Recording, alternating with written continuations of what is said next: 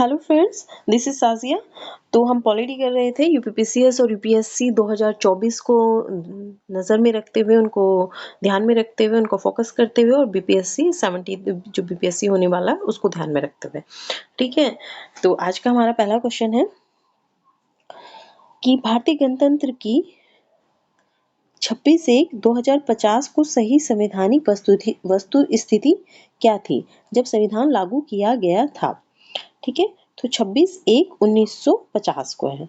तो लोकतंत्रात्मक गणतंत्र, ठीक ऑप्शन है लोकतंत्रात्मक गणतंत्र। बी है संपूर्ण प्रभुत्व संपन्न धर्मनिरपेक्ष लोकतंत्रात्मक गणराज्य। सी है संपूर्ण प्रभुत्व संपन्न लोकतंत्रात्मक गणराज्य। और डी है संपूर्ण प्रभुत्व संपन्न समाजवादी धर्मनिरपेक्ष लोकतंत्रात्मक गणराज्य। तो इसमें आंसर होगा सी। ठीक है, आंसर इसमें सी होगा।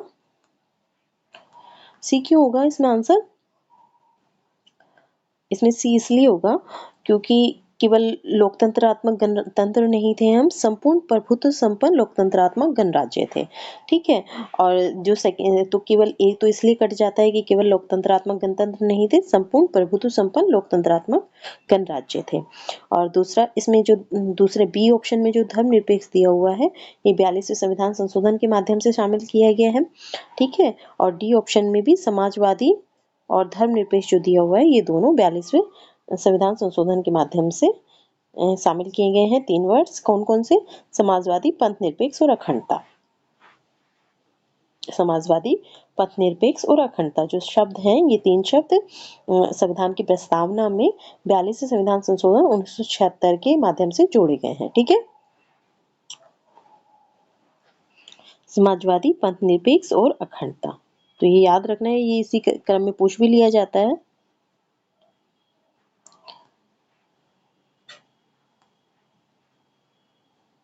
नेक्स्ट क्वेश्चन है 26 जनवरी 1950 को भारत की वास्तविक संवैधानिक स्थिति क्या थी? तो सेम क्वेश्चन है। ठीक है, तो वही संपूर्ण प्रभुत्व संपन्न लोकतंत्रात्मक गणराज्य, बी। नेक्स्ट क्वेश्चन है कि भारत के संविधान के निर्माताओं का मत निम्नलिखित में से किस से प्रतिबिंबित होता है? तो उद्देशिका से यानी प्रस्तावना से। तो भारत के संविधान के निर्माताओं का जो मत है वो प्रतिबिंबित होता है।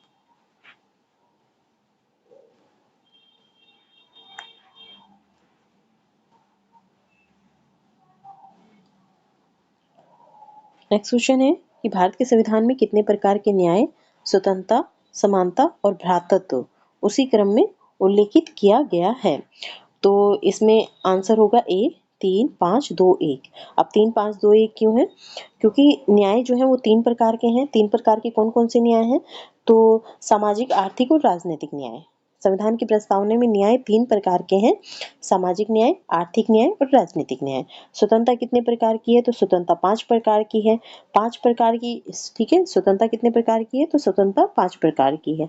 5 प्रकार की कौन कौन सी है? तो अभिव्यक्ति, विचार की स्वतंत्रता, अभिव्यक्ति की स्वतंत्रता, विश्वास की, धर्म की और उपासना की। 5 है। विचार की, विचार की स्वतंत्रता, अभिव्यक्ति की स्वतंत्रता, विश्वास की स्वतंत्रता, धर्म की स्वतंत्रता और उपासना की स्वतंत्रता। ठीक है, और समानता जो है समानता कितने प्रकार की है? तो समानता 2 प्रकार की है। 2 प्रकार की समानता कौन कौन सी है? तो 2 प्रकार की समानता है प्रतिष्ठा और अवसर की समानता। ठीक है, तो समानता जो है वो 2 प्रकार की है। कौन कौन सी? प्रतिष्ठा की समानता, यानी कि सभी की प्रतिष्ठा जो होगी समान होगी और सभी को जो अवसर होंगे वो समान रूप से प्राप्त होंगे। तो प्रतिष्ठा की समानता और अवसर की समानता, यानी कोई छोटा बड़ा नहीं होगा, सभी की प्रतिष्ठा जो है समान होगी और सभी को अवसर समान होंगे। ठीक, और भ्रातृत्व, तो भ्रातृत्व एक ही है, एक ही भ्रातृत्व यानी एक भाईचारा, जो कि है क्या है? तो हम सबसे पहले भारतीय हैं, तो भ्रातृत्व एक है। तो इस प्रकार 3, 5, 2, 1 3 प्रकार के न्याय, 5 प्रकार की स्वतंत्रता, 2 प्रकार की समानता और 1 प्रकार का भ्रातृत्व।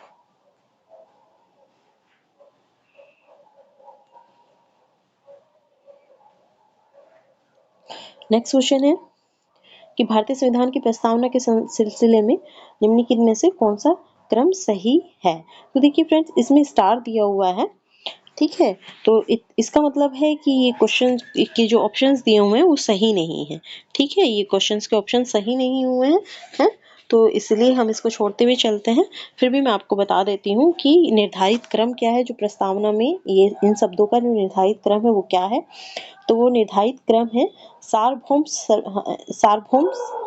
सार्वभौम सत्ता संपन्न। जैसे सार्वभौम सत्ता संपन्न पहले है, सबसे पहले क्या है, सार्वभौम सत्ता संपन्न समाजवादी।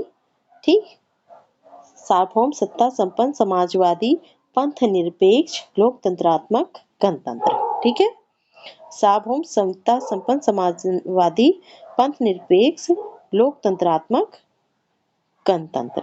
तो ये कोई भी पूरी तरह से ये क्रम नहीं दिया हुआ है। तो सार्वभौम सत्ता संपन्न समाजवादी पंथ निरपेक्ष या धर्म निरपेक्ष लोकतंत्रात्मक है। यहाँ ये जो जनवादी दिया हुआ ये गलत है, अगर यहाँ लोकतंत्रात्मक होता तो ये सही होता।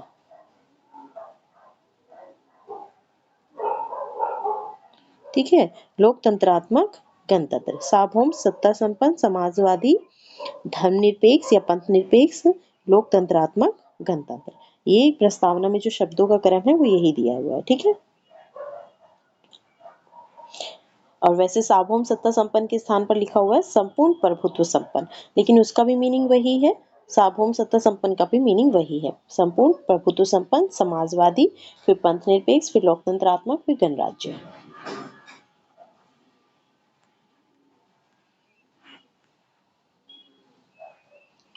नेक्स्ट क्वेश्चन, भारतीय संविधान की प्रस्तावना में भारत को किस रूप में घोषित किया गया है।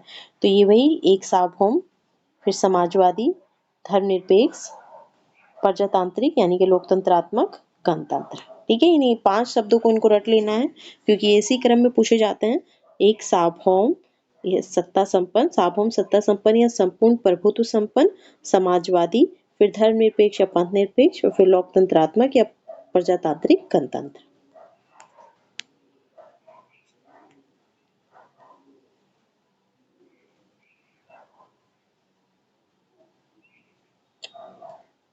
नेक्स्ट क्वेश्चन भी उसी तरह का है, तो वो तो अभी आप कर देंगे। सबसे पहले सार्वभौम है, फिर समाजवादी है, फिर धर्मनिरपेक्ष है, फिर प्रजातांत्रिक है। ठीक है, तो इसमें ऑप्शन नहीं सही होगा। तो भारतीय संविधान की प्रस्तावना में समाजवादी शब्द कब जोड़ा गया, तो 42वें संविधान संशोधन 1976 द्वारा 1976 में कौन कौन से शब्द, 3 शब्द जोड़े गए थे, समाजवादी, पंथ निरपेक्ष और अखंडता। समाजवादी, पंथ निरपेक्ष और अखंडता। फिर से वही दिया हुआ है कि 42वें संविधान संशोधन के में संविधान की प्रस्तावना में जोड़ा गया था तो समाजवाद और पंथ निरपेक्ष और अखंडता। ठीक है, अखंडता, अखंडता भी जोड़ा गया था। ठीक है, ये 3 शब्द थे।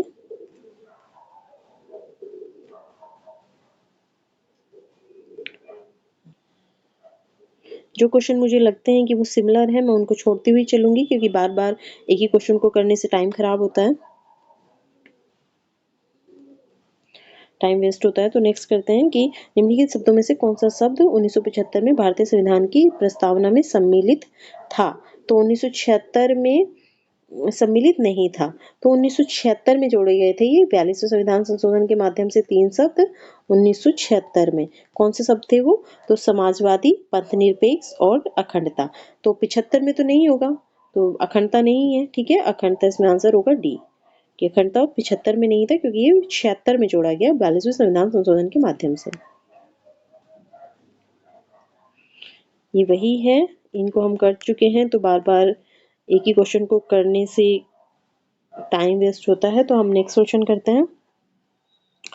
ठीक है, संविधान की उद्देशिका के संबंध में निम्न कथनों पर विचार कीजिए और दिए गए कोट्स की सहायता से कौन सही है ये बताना है। ठीक है, तो फिर देख लेते हैं कौन सही है। तो पंडित नेहरू द्वारा पहला कथन है, पंडित नेहरू द्वारा प्रस्तुत ऑब्जेक्टिव प्रस्ताव अंततोगत्वा उद्देशिका बना। तो ये तो सही है, 13 दिसंबर को पंडित नेहरू ने ऑब्जेक्टिव प्रस्ताव प्रस्तुत किया था संविधान सभा में 13 दिसंबर 1946 को, और 22 जनवरी 1947 को उद्देशिका का जो प्रस्ताव था वो पारित हो गया था। डेट याद रखनी है, 13 दिसंबर 1946 को प्रस्तुत हुआ और 22 जनवरी 1947 को ये स्वीकृत हुआ। ठीक है, इसकी प्रकृति न्याय योग्य नहीं है, तो ये भी सही है कि उद्देश्य प्रस्तावना जो है वो न्याय योग्य नहीं है, ये ठीक है। इसका संशोधन नहीं है, ऐसा नहीं है, अगर संशोधन नहीं हो सकता तो 42वें संविधान संशोधन के माध्यम से इसमें 3 शब्द क्यों जोड़े जाते हैं? समाजवादी, पथ निरपेक्ष और अखंडता। ठीक है, तो ये सी 3 गलत है। संविधान के विशिष्ट प्रावधानों को ये रद्द नहीं कर सकता है। तो ये बात सही है कि संविधान के विशिष्ट प्रावधानों को ये रद्द नहीं कर सकता है। तो 1, 2 और 4 इसमें सही होंगे। ठीक है, तो 1, 2, 4 बी में है, यहाँ पे कर लेते हैं इसको। ठीक है, तो संविधान के विशिष्ट प्रावधानों को ये ओवरराइड नहीं कर सकता।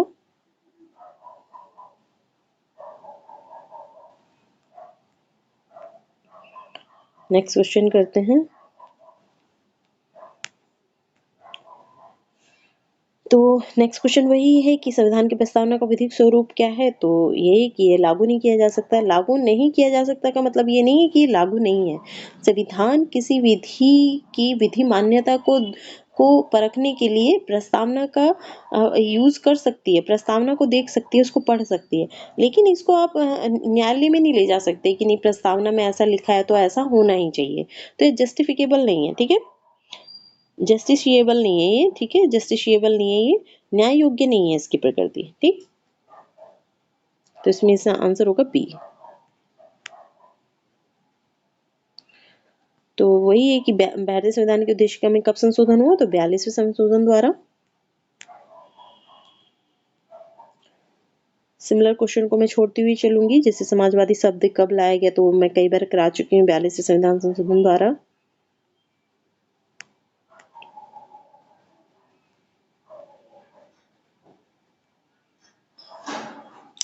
नेक्स्ट क्वेश्चन है कि भारत के संविधान के आमुख का लक्ष्य है। आमुख यानी कि प्रस्तावना, आमुख यानी प्रस्तावना का लक्ष्य उसके सभी नागरिकों के लिए सुनिश्चित करना है। तो क्या सुनिश्चित करना है? तो सामाजिक और आर्थिक न्याय, विचार तथा अभिव्यक्ति की स्वतंत्रता, अवसर की समानता, व्यक्ति की प्रतिष्ठा। तो सभी इसमें आंसर सही होगा।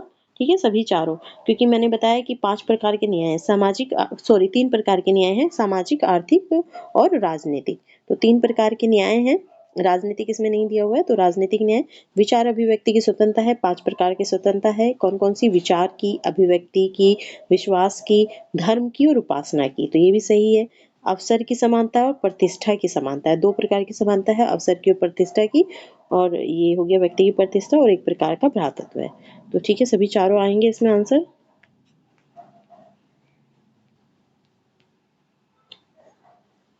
नेक्स्ट क्वेश्चन कथन और कारण है।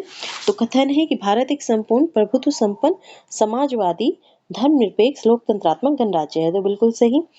ठीक है, और ये सही है। तो इसमें इसे 42वें संविधान संशोधन 1976 द्वारा संपूर्ण प्रभुत्व संपन्न लोकतंत्रात्मक गणराज्य के स्थान पर प्रतिस्थापित किया गया।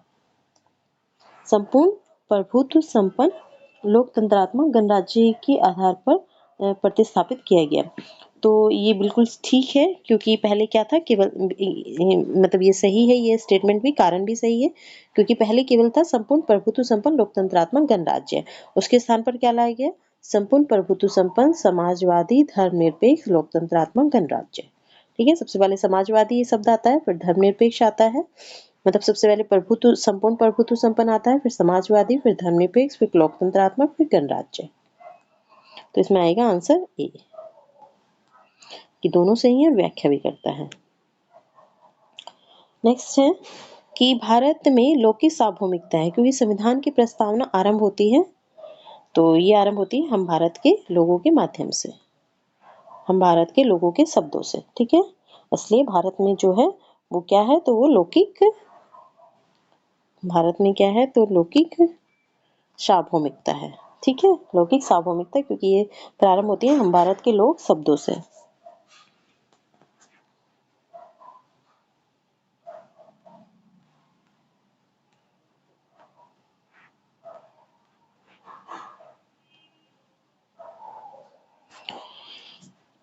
नेक्स्ट क्वेश्चन है कि सभी व्यक्ति पूर्णतः और समान रूप से मानव हैं, यह सिद्धांत माना जाता है, तो ये सिद्धांत कहलाता है सार्वभौमिकता। ठीक है, सभी व्यक्ति पूर्णतः और समान रूप से मानव है, यह सिद्धांत क्या कहलाता है? तो ये कहलाता है सार्वभौमिकता।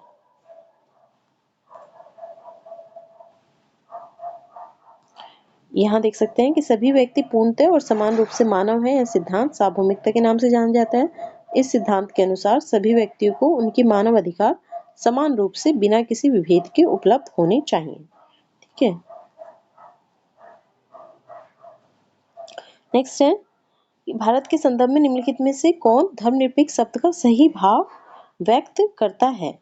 तो धर्मनिरपेक्ष का क्या सही भाव है ये बताना है। तो भारत में अनेक धर्म है, भारतीयों को धार्मिक स्वतंत्रता प्राप्त है, धर्मानुपालन व्यक्ति की इच्छा पर निर्भर है, भारत में राज्य का कोई धर्म नहीं है। तो धर्मनिरपेक्ष की जब ये बात आती है तो यह धर्मनिरपेक्ष का तात्पर्य होता है कि भारत में राज्य का कोई धर्म नहीं है, यानी सभी धर्मों को राज्य का समान प्रश्रय मिला हुआ है। ठीक है।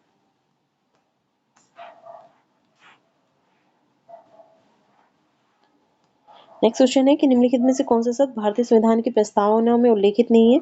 तो संप्रभुता है, संपूर्ण प्रभुत्व संपन्न, समाजवादी, पंथनिरपेक्ष, लोकतंत्रात्मक, गणराज्य, ये सब है, संघीय नहीं है। तो इसमें आंसर होगा डी। फिर वही कि भारत के संविधान के उद्देशिका में कौन सा शब्द नहीं है? तो लोक कल्याण नहीं है, बाकी तो है ही, संपूर्ण प्रभुत्व संपन्न, समाजवादी, पंथनिरपेक्ष, ये सब है।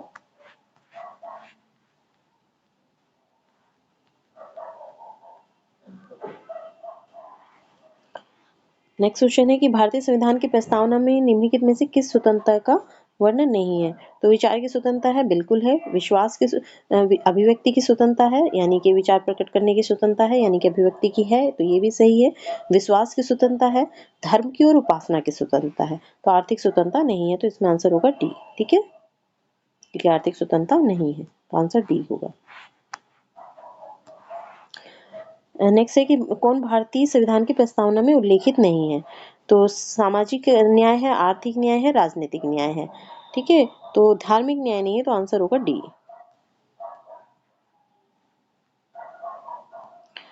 नेक्स्ट क्वेश्चन है कि संविधान की प्रस्तावना के बारे में कौन सा कथन सही है? तो समाजवादी धर्मनिरपेक्ष शब्द 1950 में लागू संविधान के अंग नहीं थे, तो ये सही है, बिल्कुल नहीं थे, क्योंकि समाजवादी, धर्मनिरपेक्ष और अखंडता ये शब्द जो जोड़े गए हैं 1976 में जोड़े गए हैं 42वें संविधान संशोधन के माध्यम से। ठीक है, तो इसलिए ये बिल्कुल सही है, तो इसमें यही सही होगा क्योंकि सही ही पूछा है, बाकी को क्या ही देखें जब अब ये सही हमें पता ही है। नेक्स्ट एक, भारतीय संविधान का कौन सा भाग संविधान की आत्मा कहलाता है? तो ये उद्देशिका कहलाती है। भारतीय संविधान की का जो उद्देशिका या प्रस्तावना जो है वो संविधान की आत्मा कहलाती है। लेकिन आप एक बात याद रखिएगा कि भीमराव अंबेडकर ने जो है संवैधानिक उपचारों के अधिकार को कहा है क्या? संविधान की आत्मा। भीमराव अंबेडकर ने संविधान की आत्मा किसे कहा है? तो संवैधानिक उपचारों के अधिकार, जो कौन सा है? तो अनुच्छेद 32 है, अनुच्छेद 32। ठीक, अनुच्छेद 32 को कहा है भीमराव अंबेडकर ने संविधान की आत्मा। वैसे भारतीय संविधान का भारतीय संविधान के जो उद्देशिक और प्रस्तावना है संविधान की आत्मा कहा जाता है। ठीक है,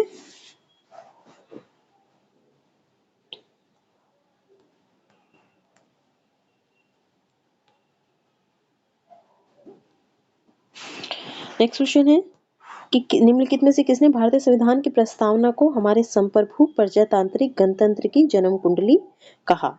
तो इसका आंसर होगा के एम मुंशी। देखिए, आप इसे ऐसे याद रख सकते हैं, किसी ने भारतीय संविधान की प्रस्तावना को संविधान की आत्मा कहा है, किसी ने भारतीय संविधान की प्रस्तावना को आईना कहा है, किसी ने दर्शन कहा है, किसी ने जन्म कुंडली कहा है, किसी ने एक पवित्र दस्तावेज कहा है। तो आप इन्हें कैसे याद रखना है आपको? देखिए, जन्म कुंडली क्या, के एम मुंशी, मुंशी का जो कार्य होता है, आप इनके नाम से ले लीजिए मुंशी शब्द, तो मुंशी का जो कार्य होता है सभी प्रकार के वित्तीय हिसाब किताब रखना होता है। तो वित्तीय हिसाब किताबों की जो जन्म कुंडली होती है वो किसके पास होती है? तो वो जन्म कुंडली होती है मुंशी के पास। तो इसलिए जब संविधान की प्रस्तावना की बात आए कि जन्म कुंडली किसने कहा, जन्म पत्री किसने कहा, तो उसका आंसर होगा के एम मुंशी, क्योंकि मुंशी के पास ही सभी हिसाब किताबों की जन्म कुंडली होती है। ठीक है, तो के एम मुंशी होगा जिन्होंने संविधान की प्रस्तावना को संप्रभु प्रजातांत्रिक गणतंत्र की जन्म कुंडली कहा। नेक्स्ट है कि संविधान को एक पवित्र दस्तावेज किसने कहा? तो ये भीमराव अंबेडकर थे। देखिए, भारतीय संविधान एक आदर्श था। भीमराव अंबेडकर प्रारूप समिति के अध्यक्ष थे और भीमराव अंबेडकर के बहुत सारे सपने जो हैं वो संविधान में निहित थे, क्योंकि बराबरी का जो अधिकार दिलाया भीमराव अंबेडकर ने एससी एसटीज को, या महिलाओं के अधिकारों के लिए जो उन्होंने उन्होंने संविधान में बहुत सारे प्रावधानों को शामिल कराया।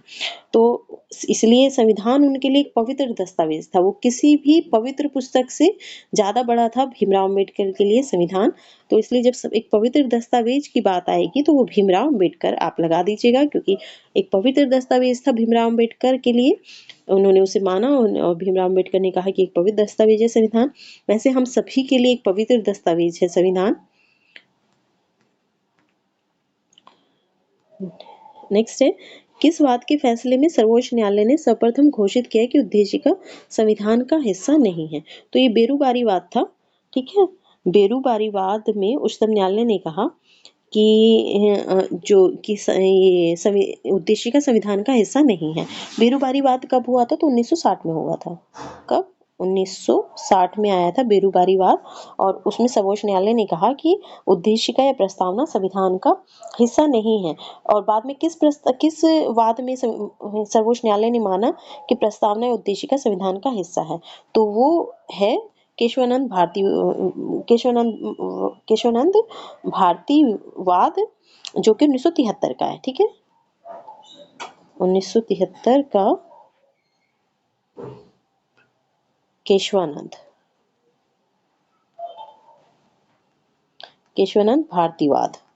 भारतीवाद में माना सुप्रीम कोर्ट ने कि उद्देशिका या प्रस्तावना संविधान का महत्वपूर्ण भाग है। ठीक है, बाद में बॉम्बेई वाद भी है एक, बॉम्बेई बनाम यूनियन ऑफ इंडिया मामला। ठीक है, इसमें भी बॉम्बेई बनाम ऑफ यूनियन ऑफ इंडिया मामले में इस बात को सर्वोच्च न्यायालय ने पुष्ट किया कि जो हमने कहा था 1973 में कि केशवानंद भारतीवाद में कहा था कि उद्देशिका संविधान का हिस्सा है, वो बात सही है। यानी कि उसको फिर से उस बात को पुष्ट किया। तो बॉम्बेई बनाम यूनियन ऑफ इंडिया और केशवानंद भारतीवाद, अगर ये दो आए तो इसमें सर्वोच्च न्यायालय ने माना है कि उद्देशिका संविधान का हिस्सा है, और बेरूबारी में नहीं माना कि नहीं है। ठीक है, तो आंसर होगा ए।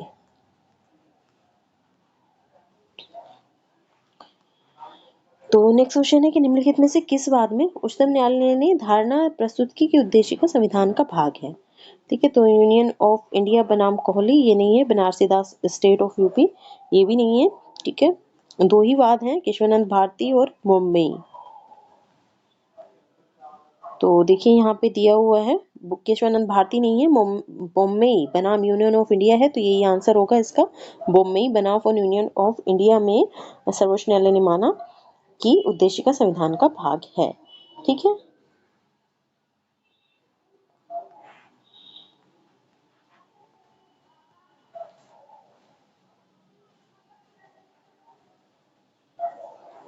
नेक्स्ट क्वेश्चन करते हैं कि भारतीय निम्नलिखित विवादों में किसे सर्वोच्च न्यायालय ने प्रस्तावना को भारतीय संविधान की मौलिक संरचना का भाग स्वीकार किया? तो ये हम देख चुके, पहले ही बता चुकी मैं, केशवानंद भारतीवाद में किया था ये, कि मौलिक संरचना का भाग है प्रस्तावना और भारतीय संविधान का भाग है। ठीक है,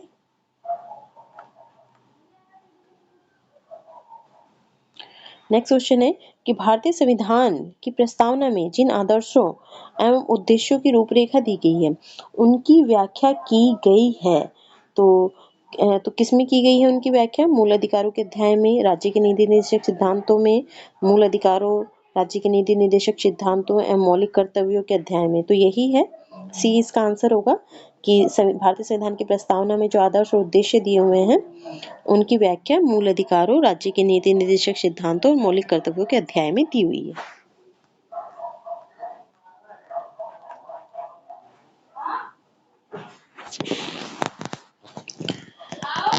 नेक्स्ट है, निम्नलिखित में से कौन एक भारतीय संविधान के उद्देश्यों को प्रतिबिंबित करता है? तो ये वही है भारत के संविधान की प्रस्तावना। नेक्स्ट क्वेश्चन कि भारत के संविधान की उद्देशिका में कितने प्रकार के न्याय हैं? तो न्याय 3 प्रकार के हैं, ये मैं बता चुकी हूँ पहले भी, 3 प्रकार के हैं। ये क्वेश्चन भी सेम है, कई बार बता दिया है। आर्थिक न्याय का उपबंध, आर्थिक, सामाजिक और राजनीतिक न्याय, ये तीनों किसमें है? तो ये उद्देशिका में है। और तो क्वेश्चन नंबर ये देख लेते हैं कि आर्थिक न्याय का उपबंध किसमें है। तो आर्थिक न्याय का उपबंध उद्देशिका और राज्य के नीति निर्देशक तत्वों में है। तो भारत के संविधान के उद्देश्यों में से एक के रूप में आर्थिक न्याय का किसमें उपबंध किया गया है। तो उद्देशिका और राज्य के नीति निर्देशक तत्वों में। ठीक है, उद्देशिका और राज्य के नीति निर्देशक तत्वों में, यानी डीपीएसपी में भी है। ठीक है, आर्थिक न्याय की परिकल्पना तो खाली केवल उद्देशिका में नहीं है, डीपीएसपी में भी है। ठीक है, ये दोनों याद रखने हैं। उद्देशिका और डीपीएसपी में आर्थिक न्याय की परिकल्पना है।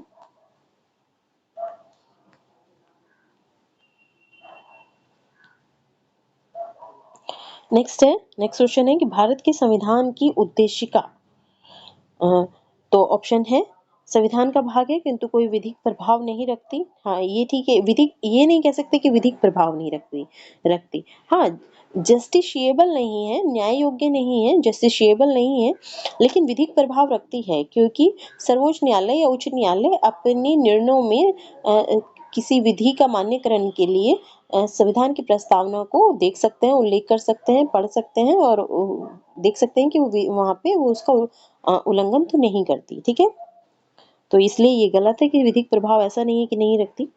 दूसरा कि संविधान का भाग नहीं है और कोई विधिक प्रभाव भी नहीं रखती, ये भी गलत है क्योंकि केशवानंद भारतीवाद में और बोम्मई बनाम यूनियनवाद में सुप्रीम कोर्ट ने माना है कि वो संविधान का भाग है, ये भी गलत है। सी है कि संविधान का भाग और वैसा ही विधिक प्रभाव रखती है जैसे कि कोई अन्य भाग, तो ऐसा भी नहीं है क्योंकि जस्टिशिएबल नहीं है, ये मैं पहले ही बता चुकी हूँ।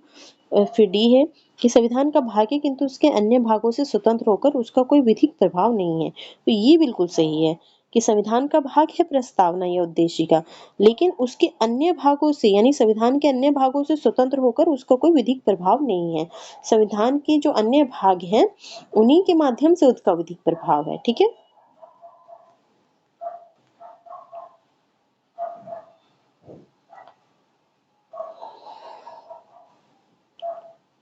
नेक्स्ट क्वेश्चन है संविधान में दिया गया आमुख न्यायालय में लागू नहीं। आमुख यानी कि प्रस्तावना न्यायालय में लागू नहीं, ये सही है। महत्वपूर्ण और उसकी उपयोगिता, ये भी सही है। शासन करने के उद्देश्यों को उल्लेखित करता है, ये भी सही है। संविधान के कानूनी अर्थ निर्णय में सहायता करता है, ये भी सही है। तो चारों सही है इसमें, लेकिन आंसर हमें कहीं भी 1 2 3 4 नहीं दिख रहा है, तो इसलिए ये इसमें स्टार दिया हुआ है। ठीक है,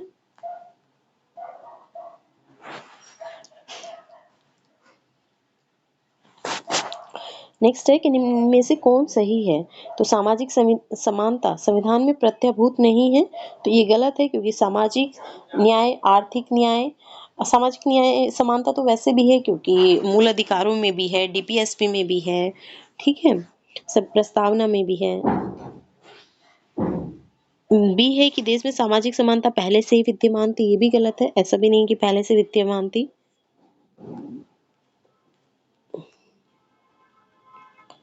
सी है कि सामाजिक समानता संविधान में प्रत्याभूत है, ये बिल्कुल सही है। ठीक है, देख लेते हैं इसको कि संविधान के अनुच्छेद 14 से 18 के तहत समता के अधिकार के विभिन्न प्रावधानों के तहत सामाजिक समानता प्रत्याभूत की गई है। ठीक है,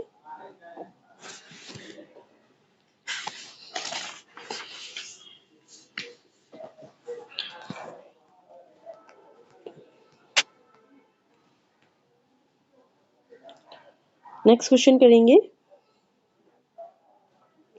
नेक्स्ट क्वेश्चन है कि निम्नलिखित में से कौन सा राज्य शब्द को सर्वोत्तम रूप से परिभाषित करता है। तो ए है कि व्यक्तियों का एक समुदाय, मतलब राज्य क्या है, हमें बताना है कि राज्य क्या है। तो व्यक्तियों का एक समुदाय जो बिना किसी बाह्य नियंत्रण के एक निश्चित भूभाग में स्थायी रूप से निवास करता है। ठीक है, और जिसकी एक संगठित सरकार है। ठीक? तो इसका ए ही एक्चुअली सर्वोत्तम आंसर है। राज्य का की परिभाषा यही होती है कि राज्य क्या है, तो व्यक्तियों का एक समुदाय है जो कि बिना किसी बाह्य नियंत्रण के एक निश्चित भूभाग में स्थायी रूप से निवास करता है और जिसकी एक संगठित सरकार है। ठीक है, बाकी आप पढ़ना चाहें तो पढ़ लीजिएगा, लेकिन राज्य की परिभाषा यही है। तो समय वेस्ट ना करते हुए मैं इस पे आगे बढ़ूंगी। नेक्स्ट है कि निम्नलिखित में से कौन सा राज्य का सबसे महत्वपूर्ण तत्व है। तो संप्रभुता, किसी भी देश के लिए, किसी भी राज्य के लिए सबसे महत्वपूर्ण क्या है, तो संप्रभुता है। ठीक है, तो इसलिए संप्रभुता। इसकी एक्सप्लेनेशन देख लेते हैं। तो राज्य की 4 आवश्यक तत्व होते हैं, कौन-कौन से? जनसंख्या होनी चाहिए, बिल्कुल, भूभाग होना चाहिए, बिल्कुल, सरकार होना चाहिए और संप्रभुता होनी चाहिए। ये भी हमने राज्य की परिभाषा में देखा कि कोई समुदाय किसी निश्चित भूभाग में बिना किसी बाह्य नियंत्रण यानी कि अपनी स्वयं की संप्रभुता के माध्यम से निवास करता है और जिसकी एक निश्चित सरकार है। ठीक है? तो ये 4 पार्ट होने चाहिए राज्य में, ये 4 तत्व होते हैं, जनसंख्या, भूभाग, सरकार और संप्रभुता। और राज्य के इन चारों तत्वों में संप्रभुता सबसे महत्वपूर्ण है, क्योंकि संप्रभुता नहीं होगी तो हम किस प्रकार के राज्य होंगे? जैसे जब हम गुलाम थे तो हम एक औपनिवेशिक राज्य थे, हमारा अपने एक देश के रूप में एक राज्य, स्वतंत्र राज्य के रूप में अस्तित्व नहीं था। ठीक है? तो संप्रभुता के बिना कोई राज्य अन्य तीनों तत्वों के होते हुए अंतरराष्ट्रीय दृष्टि से राज्य नहीं कहा जा सकता। ठीक है? क्योंकि हमारी विदेशी जो निर्णय थे वो किसके हाथों में थे? विदेशी संबंध, विदेशी मामले वो ब्रिटिश ब्रिटिश के हाथों में थे उस समय। नेक्स्ट है, भारत की संप्रभुता के संबंध में निम्नलिखित में से कौन सा या कौन से कथन सही है? ठीक है, तो है कि भारत राष्ट्रमंडल का सदस्य है, बिल्कुल सही है। भारत राष्ट्रमंडल का सदस्य है, ये बात सही है। राष्ट्रमंडल की सदस्यता के कारण भारत की संप्रभुता कम हो जाती है, तो ये गलत है, तो इसमें केवल एक सही होगा। ठीक है?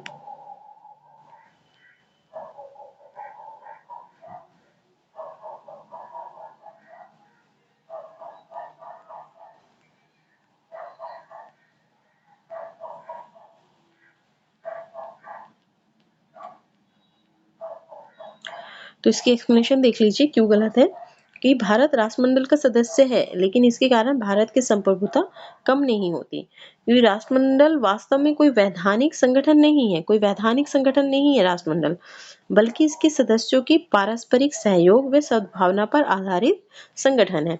जैसे मतलब आपस में मिलकर एक ग्रुप बनाया है सदस्य देशों ने, राष्ट्रमंडल के सदस्य देशों ने। ठीक है? तो ये कोई वैधानिक संगठन नहीं है कि हम उनकी कोई बात हमारे ऊपर थोपी जा सकती है बिना हमारी मर्जी के। ठीक है? बल्कि इसके सदस्यों के पारस्परिक सहयोग और सद्भावना पर आधारित है। राष्ट्रमंडल के सभी सदस्य राष्ट्र स्वतंत्र हैं, समान हैं तथा ब्रिटिश सम्राट के प्रति निष्ठा जैसी कोई शर्त या आवश्यकता नहीं है। ठीक है? तो राष्ट्रमंडल का सदस्य होने का तात्पर्य ये नहीं है कि भारत ब्रिटिश सम्राट के प्रति निष्ठा रखता हो। ठीक है? नेक्स्ट है, भारतीय संविधान में किस प्रकार की शासन प्रणाली की व्यवस्था की गई है? तो भारत में संसदात्मक शासन प्रणाली है। ठीक है? लेकिन देखिए कंफ्यूज नहीं होना है कि लोकतांत्रिक है हम। ठीक है? लेकिन संसदात्मक शासन जो प्रणाली है वो हमारी संसदात्मक है, यानी कि हमारी शासन प्रणाली दो तरह की शासन प्रणाली होती है, एक संसदात्मक और एक अध्यक्षात्मक। यानी कि जो संसद जिसमें संसद सर्वोच्च होती है कानून बनाने के मामले में। और नेक्स्ट क्वेश्चन करते हैं कि संसदात्मक शासन व्यवस्था में क्या होता है? तो इसका आंसर होगा डी, विधायिका का कार्यपालिका पर नियंत्रण होता है। विधायिका का कार्यपालिका पर नियंत्रण होता है। विधायिका यानी संसद, संसद कार्यपालिका जो होती है विधायिका के प्रति उत्तरदायी होती है, यानी संसद के प्रति उत्तरदायी होती है। ठीक है? तो संसदात्मक व्यवस्था में विधायिका का कार्यपालिका पर नियंत्रण होता है। नेक्स्ट है, संसदीय व्यवस्था वाली सरकार वह होती है जिसमें, इसमें आंसर होगा बी, कौन सी होती है? सरकार संसद के प्रति उत्तरदायी होती है। संसदीय व्यवस्था वाली सरकार वह होती है जिसमें सरकार संसद के प्रति उत्तरदायी होती है और उसके द्वारा हटाई जा सकती है। सरकार यानी कार्यपालिका। ठीक है? सरकार यानी कार्यपालिका। तो कार्यपालिका किसके प्रति उत्तरदायी होती है? कार्यपालिका उत्तरदायी होती है संसद के प्रति, यानी विधायिका के प्रति, और विधायिका के प्रति उत्तरदायी होती है और विधायिका द्वारा यानी संसद द्वारा वो हटाई जा सकती है। ठीक है? बी आंसर होगा संसदीय व्यवस्था के लिए।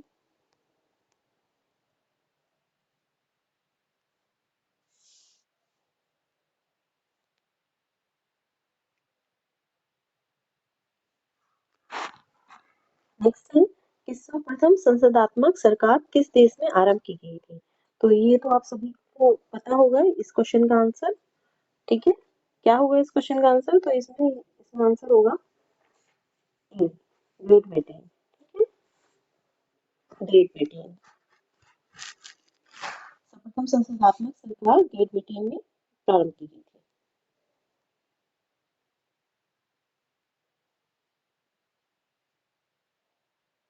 नेक्स्ट क्वेश्चन है,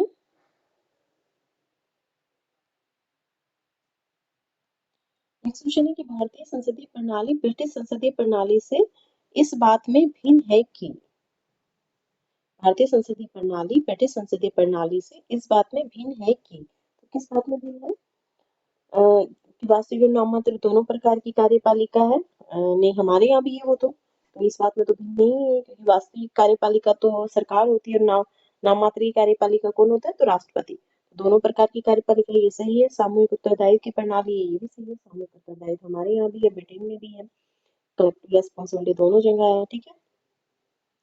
निषेध विधायिका ये भी सही है। न्यायिक पुनर्विलोकन की प्रणाली, ये आंसर होगा ये कि भिन्न कैसे हैं हम?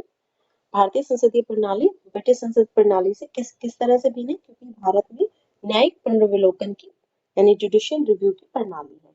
ब्रिटेन में नहीं है जुडिशियल रिव्यू की प्रणाली। और जुडिशियल रिव्यू की या न्यायिक पुनर्विलोकन की जो प्रणाली है, ये हमने कहाँ से ली है? तो ये हमने ली है अमेरिका से, अमेरिका के संविधान से। ये ब्रिटेन में नहीं है, ठीक है, ब्रिटेन की संसदीय व्यवस्था में नहीं है।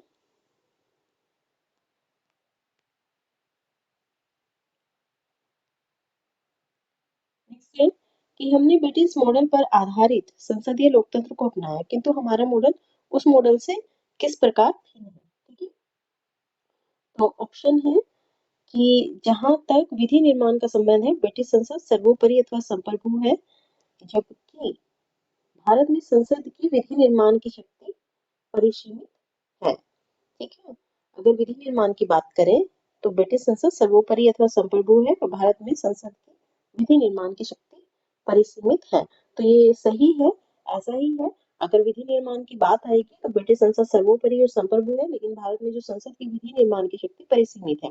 किस तरह से परिसीमित है? न्यायिक पुनर्विलोकन के माध्यम से, जुडिशियल रिव्यू के माध्यम से सर्वोच्च न्यायालय किसी विधि को शून्य स्थापित शून्य मान सकता है अगर वो विधि संविधान के मूल ढांचे का उल्लंघन कर रही है तो भारत में संसद की विधि निर्माण की शक्ति परिसीमित है, ठीक है, ये सही है। नेक्स्ट स्टेटमेंट देखते हैं।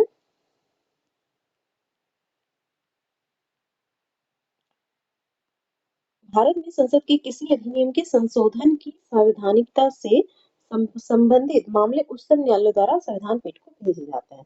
तो ये बिल्कुल सही है कि भारत में संसद किसी अधिनियम के संशोधन की संवैधानिकता कि किसी अधिनियम में अगर वो संशोधन किया है संसद ने और उसकी संवैधानिकता यानी कि संविधान के अनुसार सही है या नहीं, इससे संबंधित मामले उच्चतम न्यायालय द्वारा संविधान पीठ को भेजे जाते हैं।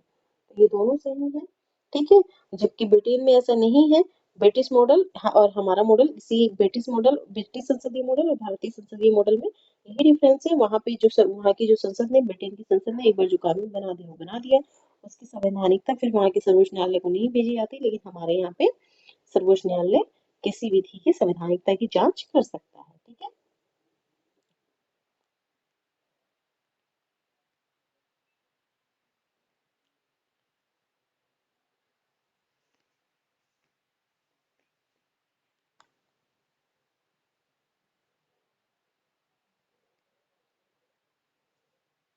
नेक्स्ट क्वेश्चन है कि निम्नलिखित में से कौन सी भारतीय संविधान की विशेषता नहीं है? तो संसदात्मक सरकार है, ठीक है।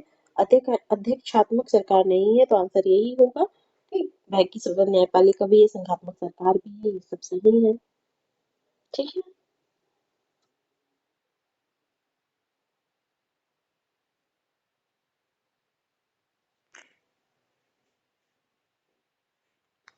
नेक्स्ट है कि भारतीय राजनीतिक पद्धति के बारे में कौन सा सही नहीं है? ठीक, तो धर्मनिरपेक्ष राज्य है भारत, ठीक है। संसदीय पद्धति की सरकार है, सही है। संघीय नीति, ये भी सही है। राष्ट्रपति पद्धति की सरकार नहीं है। ये राष्ट्रपति पद्धति अध्यक्षात्मक पद्धति कहाँ पर है? तो अमेरिका में, ठीक है।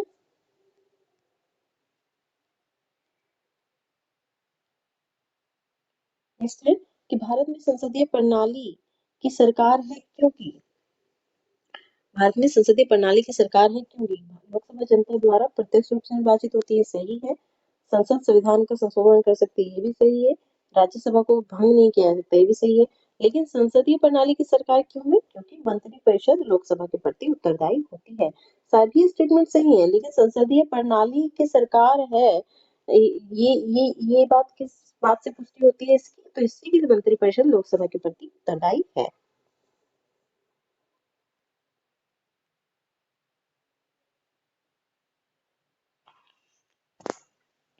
नेक्स्ट क्वेश्चन है कि संसदीय स्वरूप के शासन का प्रमुख लाभ यह है कि संसदीय स्वरूप के शासन का प्रमुख लाभ यह है कि कार्यपालिका और विधानमंडल दोनों स्वतंत्र रूप से कार्य करते हैं। संसदीय स्वरूप का, ठीक है, तो कार्यपालिका और विधानमंडल हमारे यहाँ यह संसदीय स्वरूप में स्वतंत्र नहीं होते, बल्कि कार्यपालिका क्या होती है, विधानमंडल के प्रति उत्तरदायी होती है। ठीक है, तो ये गलत है। यह नीति को निरंतरता प्रदान करता है और यह अधिक दक्ष है। ठीक है, ये हो सकता है। आगे देखते हैं, कार्यपालिका विधानमंडल के प्रति उत्तरदायी बनी रहती है, तो सबसे सर्वाधिक जो सही मत है वो कथन है वो यही है कि कार्यपालिका विधानमंडल के प्रति उत्तरदायी बनी रहती है संसदीय स्वरूप में। ठीक है, तो ये क्वेश्चन कई बार आ चुका है, होपफुली आप इसको गलत नहीं करेंगे। ठीक, नेक्स्ट क्वेश्चन है कि भारत के संदर्भ में संसदीय शासन प्रणाली में निम्नलिखित में से कौन से सिद्धांत संस्थागत रूप से निहित है? ठीक है, संसदीय प्रणाली में तो मंत्रिमंडल के सदस्य संसद के सदस्य होते हैं, तो ये सही है कि मंत्रिमंडल के सदस्य संसद के सदस्य होते हैं, ये सही है। दूसरा है कि जब तक मंत्रियों को संसद का विश्वास प्राप्त रहता है, तब तक ही वे अपने पद पर बने रहते हैं। ठीक है, देखते हैं आगे। ये वैसे सही है, क्योंकि मंत्री मंत्री क्या होते हैं, कार्यपालिका का भाग होते हैं मंत्री, और मंत्री कार्यपालिक मगर मंत्रियों को संसद का विश्वास प्राप्त नहीं है, तो उसे अपने पद से त्याग पत्र देना होगा। ठीक है, बल्कि संपूर्ण अगर किसी भी एक मंत्री को संसद का विश्वास प्राप्त नहीं है, तो संपूर्ण कार्यपालिका को अपने पद से त्याग पत्र देना होगा। तो ये दोनों स्टेटमेंट सही है कि मंत्रिमंडल के सदस्य संसद के सदस्य होते हैं, और ये भी कि मंत्रियों को संसद का विश्वास प्राप्त रहता है तब तक ही वे अपने पद पर बने रहते हैं। नेक्स्ट देखते हैं कि राज्य का अध्यक्ष ही मंत्रिमंडल का अध्यक्ष होता है। तो ये स्टेटमेंट गलत है, क्योंकि हमारे यहाँ राज्य का अध्यक्ष कौन है, तो राज्य संसदीय प्रणाली में राज्य का अध्यक्ष होता है राष्ट्रपति, और राष्ट्रपति मंत्रिमंडल का अध्यक्ष नहीं होता, बल्कि प्रधानमंत्री मंत्रिमंडल का अध्यक्ष होता है। ठीक है, तो इसमें आंसर क्या होगा, एक और दो आंसर होंगे।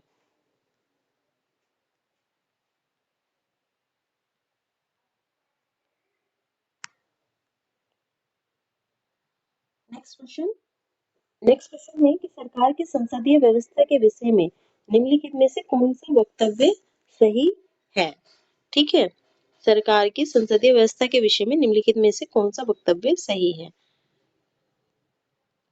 तो विधायिका न्यायपालिका के प्रति जवाबदेह है। ठीक, विधायिका न्यायपालिका के प्रति जवाबदेह है। ठीक है, कई मामलों में हो सकती है विधि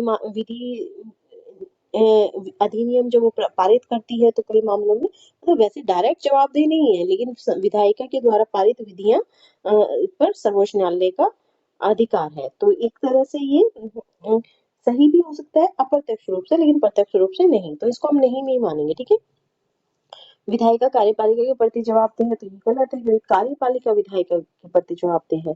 ठीक है, विधायिका और कार्यपालिका दोनों स्वतंत्र हैं, ये भी गलत है। राष्ट्रपति न्यायपालिका के प्रति जवाबदेह है, ये भी गलत है। राष्ट्रपति न्यायपालिका के प्रति जवाबदेह नहीं है। तो ठीक है, तो इसमें आंसर होगा ई, उपयुक्त में से कोई नहीं। इसकी एक्सप्लेनेशन देख लेते हैं। तो शासन प्रणाली की सामान्यतः दो पद्धतियां होती हैं, संसदीय और अध्यक्षीय। भारत में ग्रेट ब्रिटेन का अनुसरण करते हुए संसदीय शासन व्यवस्था को अपनाया गया है। संसदीय शासन व्यवस्था में व्यवस्थापिका या विधायिका के सदस्य ही कार्यपालिका का गठन करते हैं, तथा कार्यपालिका व्यवस्थापिका के प्रति उत्तरदायी होती है। संसदात्मक शासन व्यवस्था में कार्यपालिका विधायिका द्वारा नियंत्रित होती है। ठीक है, तथा न्यायपालिका कार्यपालिका विधायिका के कार्यों की न्यायिक समीक्षा कर सकती है।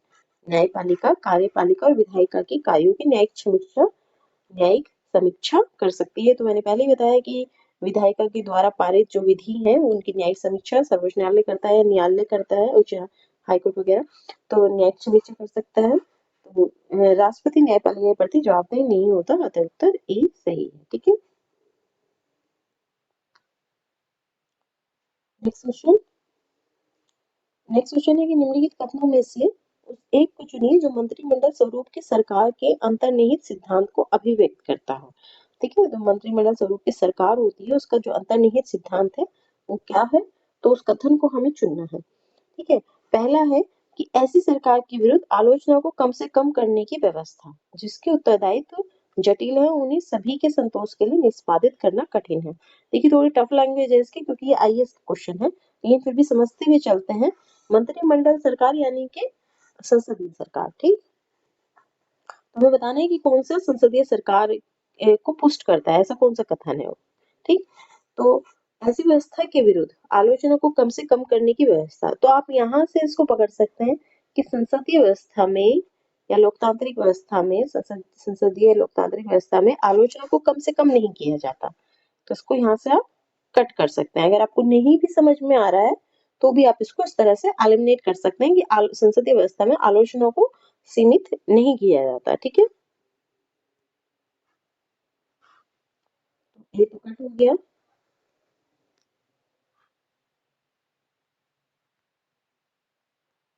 बी देखते हैं, ए कट हो गया। बी देखते हैं कि ऐसी सरकार के कामकाज में तेजी लाने की क्रियाविधि जिसके उत्तरदायित्व दिन पर दिन बढ़ते जा रहे हैं। तो मंत्रिमंडल सरकार के कामकाज में तेजी लाने की या संसदीय सरकार के कामकाज में तेजी लाने की क्रियाविधि जिसके उत्तरदायित्व दिन पर दिन बढ़ते जा रहे हैं। तो ये सही भी हो सकता है कि, लेकिन ये मंत्रिमंडल सरकार का सिद्धांत नहीं है। ठीक है, तो ये भी गलत है। ये बात सही है लेकिन मंत्रिमंडल सरकार का सिद्धांत ये नहीं है। तीसरा है कि सरकार के जनता के प्रति सामूहिक उत्तरदायित्व को सुनिश्चित करने के लिए संसदीय लोकतंत्र की एक क्रियाविधि। तो ये बिल्कुल सही बात है और आंसर भी इसका यही होगा कि मंत्रिमंडलीय सरकार क्या है, कि सरकार मंत्रिमंडलीय सरकार का सिद्धांत क्या है कि सरकार का जनता के प्रति सामूहिक उत्तरदायित्व को सुनिश्चित करने के लिए संसदीय लोकतंत्र की एक क्रियाविधि। ठीक, तो इसमें आंसर होगा सी। बाकी आप डी को भी पढ़ना चाहें तो पढ़ सकते हैं कि उस शासनाध्यक्ष के हाथों को मजबूत करने का एक साधन जिसका जनता पर नियंत्रण ह्रासोन्मुख दशा में है। तो शासनाध्यक्ष यानी प्रधानमंत्री या राष्ट्रपति के हाथों को मजबूत नहीं किया जाता है। तो यहाँ से आपको अगर पूरी तरह से स्टेटमेंट समझ में भी ना आए तो भी आप उसको कुछ कुछ शब्दों से एलिमिनेट कर सकते हैं। कहने का तात्पर्य ये है। तो ये भी स्टेटमेंट जो है गलत है। ठीक है, ये मंत्रिमंडलीय सरकार में किसी भी शासनाध्यक्ष के हाथों को मजबूत करने का कोई साधन नहीं होता है। ठीक है, हाँ, सबसे महत्वपूर्ण क्या होता है संसदीय लोकतंत्र में, संसदीय व्यवस्था में जनता महत्वपूर्ण होती है। जनता में ही सारी सार्वभौमिक शक्ति निहित होती है। नेक्स्ट है कि राष्ट्रपति पद्धति में समस्त कार्यपालिका की शक्तियां निहित होती हैं। तो ऑब्वियसली इसमें समस्त कार्यपालिका की जो शक्तियां निहित होती है राष्ट्रपति में ही निहित होती है। अध्यक्षात्मक व्यवस्था भी कहते हैं इसे। ठीक है, अध्यक्षात्मक या राष्ट्रपति पद्धति में समस्त कार्यपालिका की शक्तियां जो हमारे यहाँ किसमें होती है, प्रधानमंत्री, केंद्र में प्रधानमंत्री और उसके मंत्रिमंडल में, वो वहां पे राष्ट्रपति पद्धति में किसमें होती है, केवल राष्ट्रपति में। ठीक है, इसकी एक्सप्लेनेशन देखना चाहें तो देख लीजिए। राष्ट्रपति शासन पद्धति में समस्त कार्यपालिका शक्तियां राष्ट्रपति में निहित होती हैं। इनका प्रयोग वह विधायिका से पृथक और स्वतंत्र रूप से स्वयं या अपने द्वारा चयनित मंत्रियों के माध्यम से करता है। तो विधायिका से स्वतंत्र हो पृथक करता है, स्वतंत्र रूप से करता है और अपने स्वयं के द्वारा या तो स्वयं अपने द्वारा करता है या अपने द्वारा चयनित मंत्रियों के माध्यम से वो राष्ट्रपति कार्यपालिक शक्तियों का प्रयोग करता है। जबकि भारत में ऐसा नहीं है। भारत में कार्यपालिका शक्ति किसमें निहित है, तो संघ की कार्यपालिका शक्ति राष्ट्रपति में निहित है और राष्ट्रपति उसे किसके माध्यम से करता है, तो राष्ट्रपति उसे प्रधानमंत्री और उसके मंत्रिपरिषद के माध्यम से संघ की कार्यपालिक शक्ति का को संघ की कार्यपालिका शक्ति का को लागू करता है या मतलब कार्यपालिक शक्ति का प्रयोग करता है। ठीक है, नेक्स्ट है भारत में राजनीतिक व्यवस्था के मूलभूत लक्षण है। भारत में राजनीतिक व्यवस्था के मूलभूत लक्षण है। तो इसमें दिखते हैं कि यह एक लोकतांत्रिक गणतंत्र है। बिल्कुल सही, लोकतांत्रिक गणतंत्र है भारत में राजनीतिक व्यवस्था। इसमें संसदात्मक स्वरूप की सरकार है, ये भी सही है। और सर्वोच्च सत्ता भारत की जनता में निहित है, ये भी बिल्कुल बात सही है। ये मैंने आपको बताया था कि सर्वोच्च सत्ता सत्ता जो है संसदीय व्यवस्था में भारत में निहित होती है। यह एक एकीकृत शक्ति का प्रावधान करती है, तो एकीकृत नहीं है बल्कि संघात्मक सरकार है हमारे यहाँ, ठीक है। संघीय व्यवस्था है जो राज्य और केंद्र से मिलकर बनी है। तो इसमें आंसर होगा 1, 2, 3 यानी बी।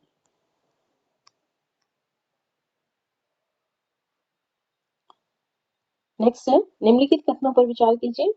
भारत एक लोकतांत्रिक राज्य व्यवस्था है, सही है।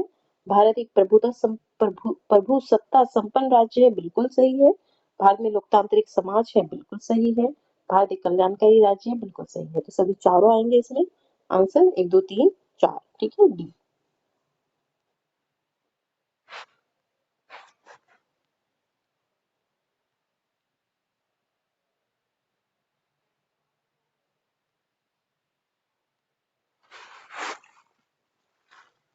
नेक्स्ट क्वेश्चन करते हैं कि निम्नलिखित में से कौन सी विशेषता भारतीय राजतंत्र की नहीं है, ठीक है। भारतीय राजतंत्र की क्या विशेषता नहीं है, तो संविधान संगत सरकार है, सही है। लोकतांत्रिक सरकार है, सही है। विधि का शासन है, सही है। सत्तावादी सरकार नहीं है, ठीक है। सत्तावादी सरकार से आप क्या समझते हैं? सत्तावादी यानी कि कोई सत्ता पर कोई एक आदमी नहीं बैठा है, ठीक है। जिससे कह देते हैं ना तानाशाही, तानाशाही टाइप की सरकार नहीं है कि सत्ता पर कोई एक आदमी है बैठा है और उसकी सभी जो शक्तियां हैं शासन की वो केवल एक आदमी में निहित है, ठीक है, एक व्यक्ति में निहित है। ऐसा नहीं है। हमारे यहाँ एक लोकतांत्रिक सरकार है, 5 वर्ष के उपरांत उसका गठन होता है हर बार, हर 5 वर्ष पर। शासन का जो संचालन होता है संविधान के अनुरूप होता है। क्वेश्चन कि केंद्र सरकार और राज्य सरकारों को प्राधिकार प्राप्त होता है, तो कहाँ से? भारतीय संविधान से ही मिलेगा ऑब्वियसली। संविधान विभिन्न शक्तियों का आर्थिक राजनीतिक शक्तियों का जो विस्तार है, आर्थिक राजनीतिक प्रशासनिक शक्तियों का जो विभाजन है वो संविधान में उल्लेखित है, ठीक है। भाग 11 और 12 में प्रशासनिक और विधायी शक्तियों का विभाजन जो है केंद्र और राज्य के बीच वो भाग 11 में है, और वित्तीय शक्तियों का विभाजन भाग 12 में है। और अगर हम इन्हें अनुसूची में देखें तो विभिन्न विधायी शक्तियों का विस्तार दिया हुआ है 7वीं अनुसूची में, संघ सूची, राज्य सूची और समवर्ती सूची के माध्यम से।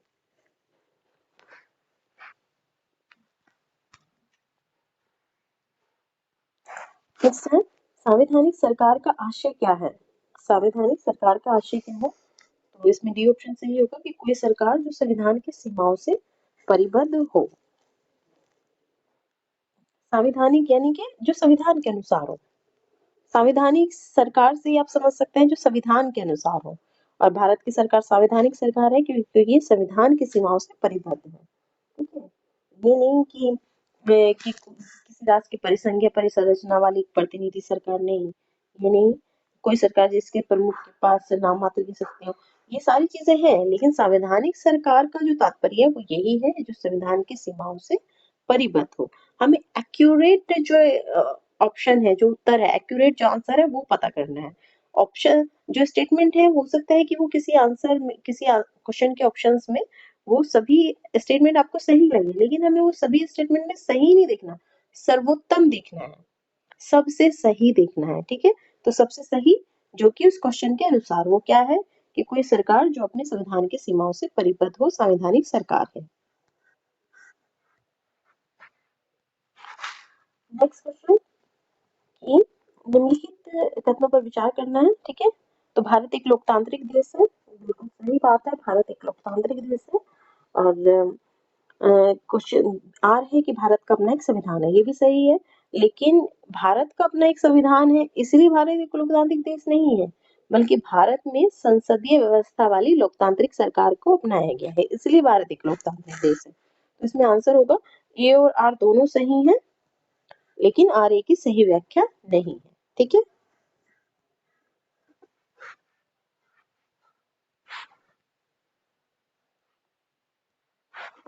नेक्स्ट क्वेश्चन, निम्न में से कौन सुशासन की विशेषता नहीं है?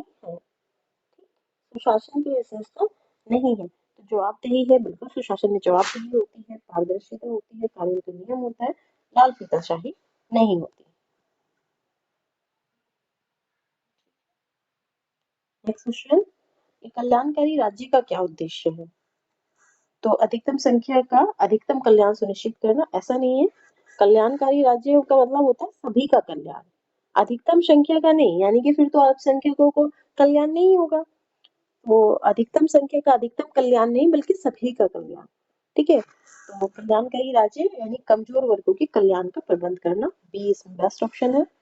सभी नागरिकों को स्वास्थ्य सुविधाएं प्रदान करना, ये सही है, लेकिन सबसे बेस्ट जो है कमजोर वर्गों के कल्याण का प्रबंध करना।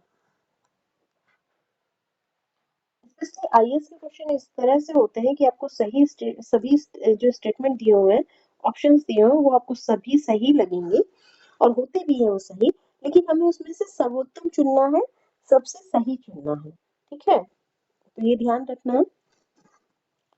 और आईएएस में क्वेश्चन लगाने से एक फायदा ये होता है कि आपकी एनालिटिकल अप्रोच बेहतर होती है, क्योंकि आप सर्वोत्तम और सबसे सही की ओर जाते हैं, क्योंकि इंसान अक्सर कई बार डायलेमा में रहता है कि यार ये भी सही है, ये भी सही है। लाइफ में भी हमारे साथ ऐसा कई बार होता है कि हम डायलेमा में रहते हैं कि ये काम करें कि ये करें, दोनों सही है, दोनों काम सही है, लेकिन हमें उनमें से देखना है कि उस सिचुएशन के अकॉर्डिंग सबसे सही काम क्या है, ठीक है। तो आईएएस के क्वेश्चन ये आपको बता देते हैं कि सबसे सही उत्तर चुनना है आपने, ठीक।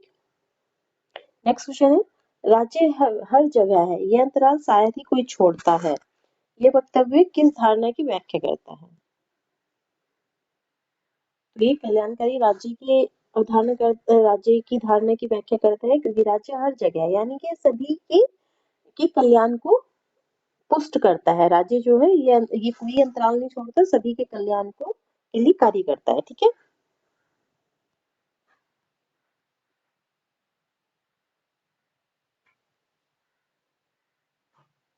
नेक्स्ट है, निम्नलिखित में से कौन सा एक भारतीय संविधान का दर्शन नहीं है?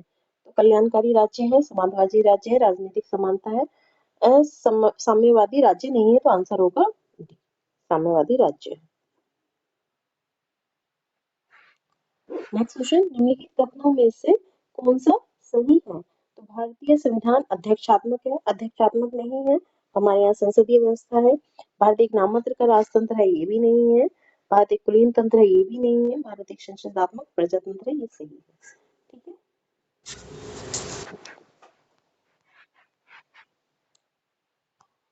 जैसे कि भारत में राजनीतिक सत्ता का प्रमुख स्रोत क्या है? तो संविधान, हाँ, राजनीतिक सत्ता का प्रमुख स्रोत क्या है? तो जनता है राजनीतिक सत्ता का प्रमुख स्रोत, ठीक है।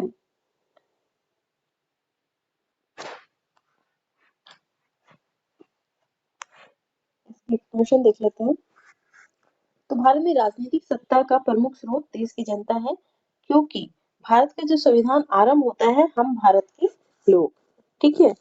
हम भारत के लोग से संविधान आरंभ होता है, इसलिए भारत में राजनीतिक सत्ता का प्रमुख स्रोत जो है देश की जनता है। साथ ही भारत एक लोकतंत्रात्मक राज्य है, अर्थात भारत में राज सत्ता जनता में निहित है, ठीक है। लोकतंत्रात्मक यानी कि लोगों का तंत्र, ठीक है। तो जनता को अपने प्रतिनिधि निर्वाचित करने का अधिकार है, जो कि जनता के स्वामी न होकर क्या है, सेवक है। तो राजनीतिक सत्ता का प्रमुख स्रोत क्या है, देश की जनता। नेक्स्ट क्वेश्चन है कि निम्नलिखित में से कौन एक अध्यक्षात्मक शासन प्रणाली का आधारभूत तत्व है? अध्यक्षात्मक शासन प्रणाली का आधारभूत तत्व, संविधान की कठोरता। तो ऐसा तो कोई प्रावधान नहीं है कि ऐसा होगा ही अध्यक्षात्मक शासन प्रणाली में। संविधान लचीला भी हो सकता है, कठोर भी हो सकता है। एकल कार्यपालिका, एकल कार्यपालिका इसका आंसर है, क्योंकि एकल कार्यपालिका ये एक ही व्यक्ति में कार्यपालिका निहित होती है। एक ही व्यक्ति में जो अध्यक्ष है, जो राष्ट्रपति है, उसी में कार्यपालिका संपूर्ण कार्यपालिका शक्ति निहित होती है, ठीक है। तो एकल कार्यपालिका इसका आंसर होगा। बाकी व्यवस्थापिका की सर्वोच्चता नहीं होती, ठीक है, अध्यक्षात्मक शासन प्रणाली में। और अवशिष्ट अधिकार राज्यों के पास होना, ये भी नहीं है, ठीक है। आधारभूत जो तत्व वो ये है, एकल कार्यपालिका। कार्यपालिका की समस्त शक्तियां जो है एक ही व्यक्ति में निहित होती है, और सत्ता जो होती है वो केंद्रीकृत होती है।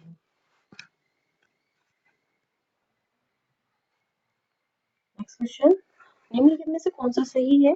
तो अध्यक्षात्मक शासन प्रणाली की विशेषता है, अध्यक्षात्मक शासन प्रणाली की विशेषता है कार्यकारिणी का प्रमुख राष्ट्रपति होता है, ठीक है।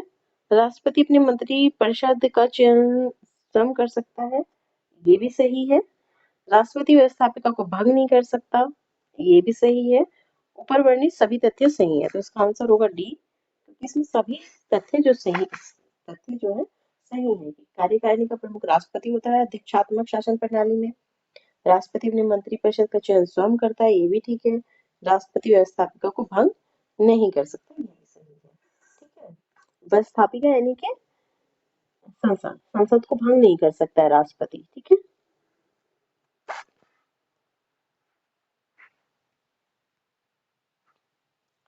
नेक्स्ट, अध्यक्षात्मक या प्रेसिडेंशियल शासन का उदय सर्वप्रथम किस देश में हुआ?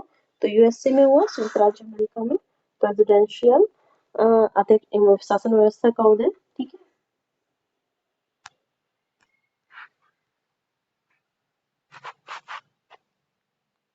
इसकी व्याख्या देख लीजिए। अध्यक्षात्मक शासन व्यवस्था का उदय सर्वप्रथम संयुक्त राज्य अमेरिका में हुआ। इस शासन प्रणाली में प्रमुख कार्यकारी शक्ति जो है राष्ट्रपति के पास होती है। लोगों द्वारा प्रत्यक्ष अप्रत्यक्ष रूप से निश्चित अवधि के लिए चुना जाता है। इस शासन प्रणाली में कार्यपालिका विधायी तंत्र से पृथक होती है। तो राष्ट्रपति भी लोगों द्वारा चुना जाता है, प्रत्यक्ष रूप से या अप्रत्यक्ष रूप से। ये अपने अपने यहाँ का निर्वाचन पद्धति पर निर्भर करता है, अपने अपने देश की। और इस शासन प्रणाली में कार्यपालिका जो है विधायिका से पृथक होती है, ठीक है।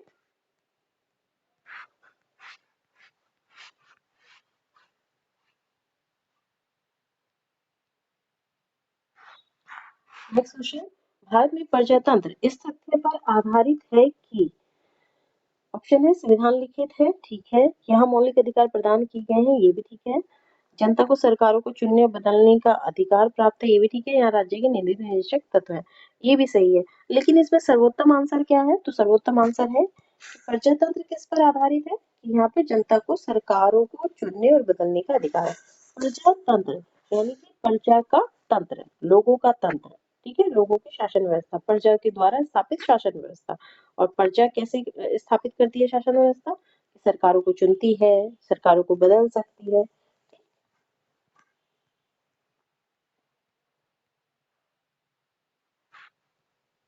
नेक्स्ट है कि लोकतंत्र का उत्कृष्ट गुण है, यह है कि वे क्रियाशील बनाता है। तो किसको?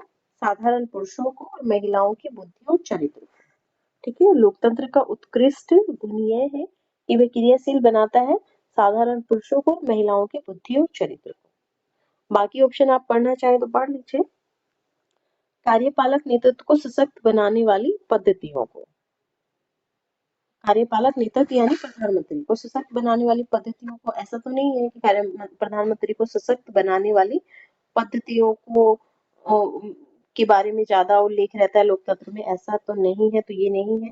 गतिशीलता और दूरदर्शिता से युक्त एक बेहतर व्यक्ति को, तो एक बेहतर व्यक्ति की बात नहीं आती लोकतंत्र में, एक संपूर्ण सरकार, संसदीय सरकार की बात आती है, ठीक है। तो ये भी नहीं है, एक केवल अध्यक्षात्मक सरकार थोड़ी ना है, एक बेहतर व्यक्ति की बात आएगी। हमारे यहाँ संपूर्ण सरकार की बात होती है, लोकसभा और राज्यसभा की बात होती है, ठीक है। समर्पित दलीय कार्यकर्ताओं के समूह को, तो दलीय कार्यकर्ता जो होते हैं किसी दल के लिए बेनिफिशियल हो सकते हैं, लोकतंत्र के लिए होंगे या नहीं ये कहना मुश्किल है, मतलब हो भी सकता है और नहीं भी, तो ये भी गलत हो जाता है। तो लोकतंत्र का उत्कृष्ट गुण है कि वह क्रियाशील बनाता है साधारण पुरुषों को, महिलाओं की बुद्धि और चरित्र को, ठीक है।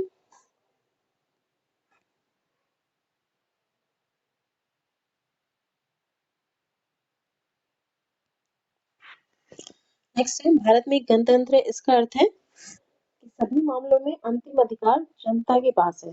तो सभी मामलों में तो नहीं है, सरकार चुनने के मामले में है, ठीक है। तो ये गलत है।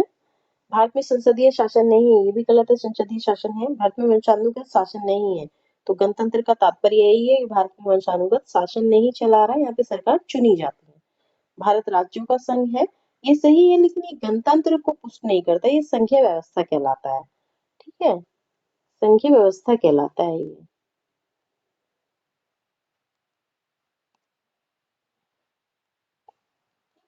तो ये इसका आंसर होगा सी, भारत में वंशानुगत शासन नहीं है।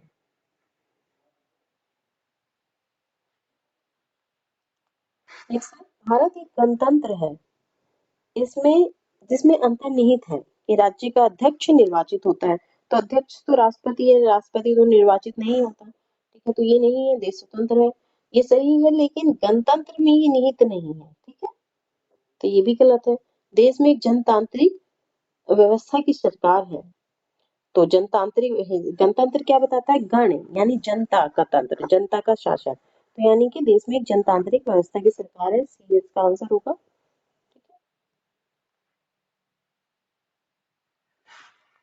नेक्स्ट क्वेश्चन क्या है?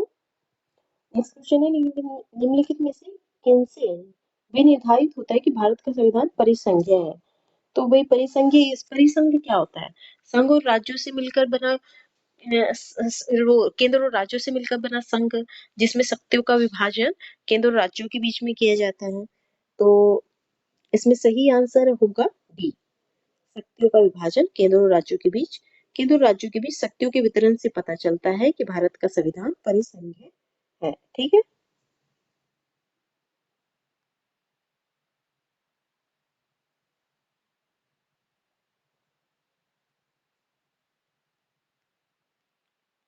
नेक्स्ट है भारतीय संविधान कैसा है? तो भारतीय संविधान कठोर, लचीला, ना ही कठोर ना ही लचीला, तो सी है, ना ही कठोर है, नहीं, ना ही कठोर ना ही लचीला नहीं होगा, सॉरी, इसका आंसर होगा डी, अंशतः कठोर है, अंशतः लचीला है।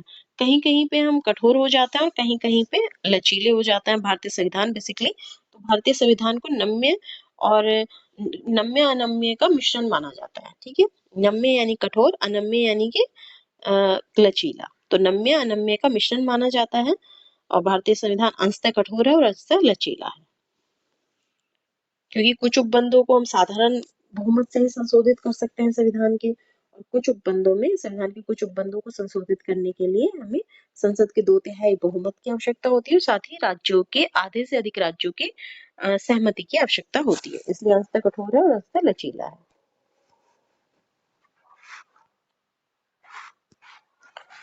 नेक्स्ट है भारत की संसदीय शासन प्रणाली और ब्रिटेन की संसदीय शासन प्रणाली में अंतर का बिंदु।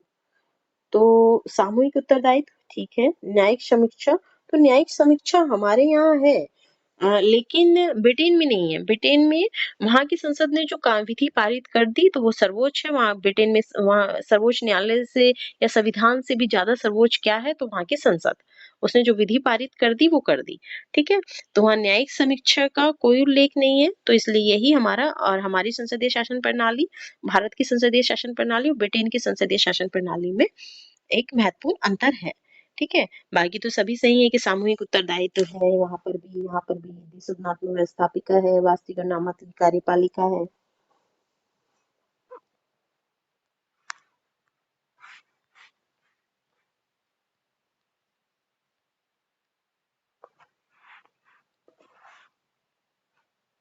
नेक्स्ट क्वेश्चन, कथन कारण दिए हुए हैं तो देखते हैं। कथन है भारत के संविधान में एक संघीय प्रणाली का प्रावधान है। तो बिल्कुल ठीक, भारत के संविधान में एक संघीय प्रणाली का प्रावधान है। कारण है कि उसने एक बहुत शक्तिशाली केंद्र की रचना की है, उसने एक बहुत शक्तिशाली केंद्र की रचना की है। तो ये भी सही है कि भारत के संविधान में एक संघीय प्रणाली का प्रावधान है और एक बहुत शक्तिशाली, बहुत नहीं, हालांकि बहुत थोड़ा सा मुझे ये लग रहा है, लेकिन हाँ एक शक्तिशाली केंद्र तो है भारत में। ठीक है, लेकिन फिर भी हम इसको दोनों को सही मानेंगे। ठीक है, क्योंकि एक शक्तिशाली केंद्र तो है, तो एक बहुत शक्तिशाली केंद्र की रचना की और एक संघीय प्रणाली भी है। लेकिन ये तो इस प्रकार आर ए और आर दोनों सही है, लेकिन आर ए का सही स्पष्टीकरण नहीं है, क्योंकि शक्तिशाली केंद्र की वजह से संघीय प्रणाली नहीं है, बल्कि केंद्र और राज्यों में शक्तियों के विभाजन से संघीय प्रणाली है। ठीक है, लेकिन उसमें शक्ति जो कहाँ झुकी हुई है? तो केंद्र में, अधिक शक्ति का जो विस्तार है वो केंद्र में है। ठीक है,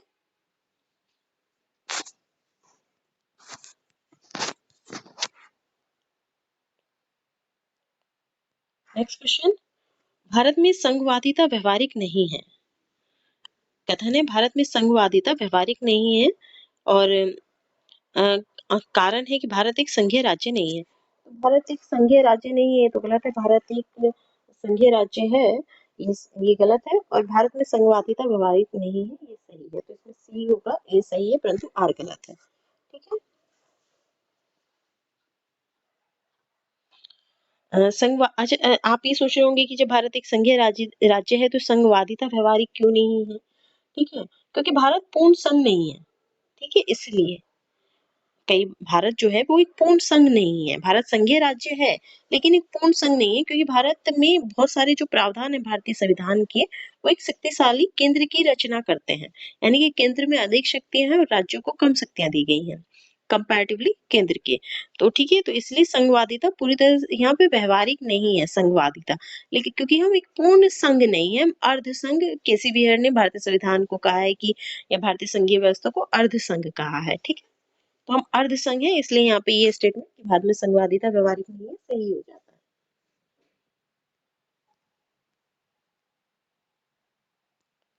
नेक्स्ट क्वेश्चन, भारतीय राज्य व्यवस्था में निम्नलिखित में से कौन सी अनिवार्य विशेषता है जो ये दर्शाती है कि इसका स्वरूप संघीय है? तो ये तो हम इतनी देर से डिस्कस कर ही रहे हैं कि संघीय क्या है, संघीय व्यवस्था क्या है। पढ़ लेते हैं इसको। हम्म, क्योंकि जो हम कह रहे हैं कि संघीय व्यवस्था क्या है कि केंद्र और राज्यों से मिलकर संघ बना है और शक्तियों का विभाजन है। ठीक है, तो लेकिन ऐसा इसमें किसी भी ऑप्शन में नहीं लग रहा है, तो देख लेते हैं कि क्या बेस्ट ऑप्शन होगा। तो न्यायपालिका की स्वतंत्रता सुरक्षित है, ये सही है कि संघीय भारत में न्यायपालिका की स्वतंत्रता सुरक्षित है। संघ की विधायिका में संगठक इकाइयों के निर्वाचित प्रतिनिधि होते हैं। संघ की विधायिका यानी कि राज्यसभा और लोकसभा, तो लोकसभा में संगठक इकाइयों के निर्वाचित प्रतिनिधि, तो संगठक इकाइयों के निर्वाचित प्रतिनिधि नहीं होते बल्कि जनता के द्वारा चुने हुए प्रतिनिधि होते हैं, तो ये गलत हो जाता है। ठीक है, केंद्रीय मंत्री, सी ऑप्शन है, केंद्रीय मंत्रिमंडल में क्षेत्रीय पार्टियों के निर्वाचित प्रतिनिधि हो सकते हैं। तो केंद्रीय मंत्रिमंडल में क्षेत्रीय पार्टियों के निर्वाचित प्रतिनिधि नहीं होते, क्योंकि क्षेत्रीय पार्टियों के निर्वाचित प्रतिनिधि हो सकते हैं। हाँ, अगर वो क्षेत्रीय पार्टियां चुनी जाती हैं किससे, मतलब लोकसभा या राज्यसभा के लिए, तो केंद्रीय मंत्रिमंडल में वो हो सकती हैं, तो ये सही है। लेकिन ये संघीय स्वरूप की विशेषता है या नहीं, ये देखते हैं पहले। ठीक है, मूल अधिकार न्यायालय द्वारा प्रवर्तनीय है, ये भी सही है, लेकिन इस वजह से ये संघीय स्वरूप नहीं है। संघीय स्वरूप क्या है कि न्यायपालिका की स्वतंत्रता सुरक्षित है। इसमें ऑप्शन होगा ए, न्यायपालिका की स्वतंत्रता सुरक्षित है। भारत के जो संघीय लक्षण है उसमें ये कई प्रकार के लक्षण हैं। ठीक है, जैसे लिखित और कठोर संविधान है भारत में, संविधान की सर्वोच्चता है, फिर न्यायपालिका की स्वतंत्रता है, न्यायपालिका स्वतंत्र है कार्यपालिका से और विधायिका से। ठीक है, तो ये संघीय लक्षण है। ठीक है, एकात्मक लक्षण में न्यायपालिका स्वतंत्र नहीं होती है। ठीक,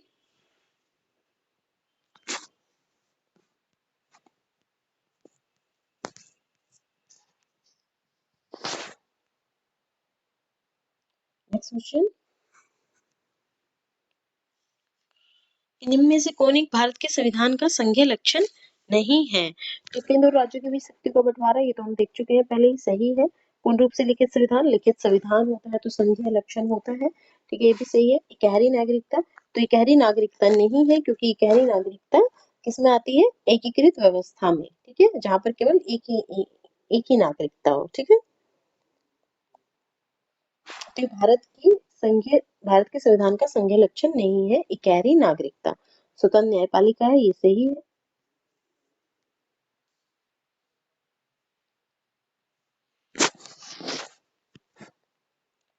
एक्सप्लेनेशन देख सकते हैं, इकहरी नागरिकता भारत के संविधान का संघीय लक्षण नहीं है। ठीक है, ऐसा नहीं कि भारत में इकहरी नागरिकता नहीं है, भारत में एकल नागरिकता है, लेकिन ये संघीय लक्षण नहीं है। ये कौन सा लक्षण है, ये एकल व्यवस्था का लक्षण है। ठीक है, तो एकात्मक व्यवस्था का लक्षण है, तो इकहरी नागरिकता भारत के संविधान का संघीय लक्षण नहीं है। भारतीय संविधान में एकात्मक और संघात्मक दोनों ही विशेषताएं हैं। भारतीय संविधान के संघात्मक लक्षणों में क्या है, तो लिखित संविधान, कठोर संविधान की लिखित संविधान है, कठोर संविधान है, केंद्र और राज्यों के मध्य शक्तियों का वितरण है, न्यायपालिका की सर्वोच्चता और स्वतंत्रता है। ठीक है, ये संघात्मक लक्षण है कि न्यायपालिका की सर्वोच्चता और स्वतंत्रता है, जो भी हमने ऊपर क्वेश्चन देखा, और द्विसदनीय विधानमंडल है। ठीक है, और एकात्मक लक्षणों में क्या है, तो भारतीय संविधान की एकात्मक लक्षणों में है एकल नागरिकता है, राज्यपालों की राष्ट्रपति द्वारा नियुक्ति है, आपातकाल की घोषणा है, समझौतों को लागू करने की संसद की शक्ति है अनुच्छेद 53 के तहत। ठीक है, तो ये जो है एकात्मक लक्षण है भारतीय संविधान के, जो केंद्र को अधिक शक्ति प्रदान करते हैं। एकात्मक लक्षण यानी कि केंद्र के पास जिसमें ज्यादा से ज्यादा शक्तियां होती हैं। ठीक है, और संघात्मक लक्षण इसमें राज्य और केंद्र के बीच शक्तियां जो है वो बराबर, ऑलमोस्ट बराबर होती हैं। ठीक,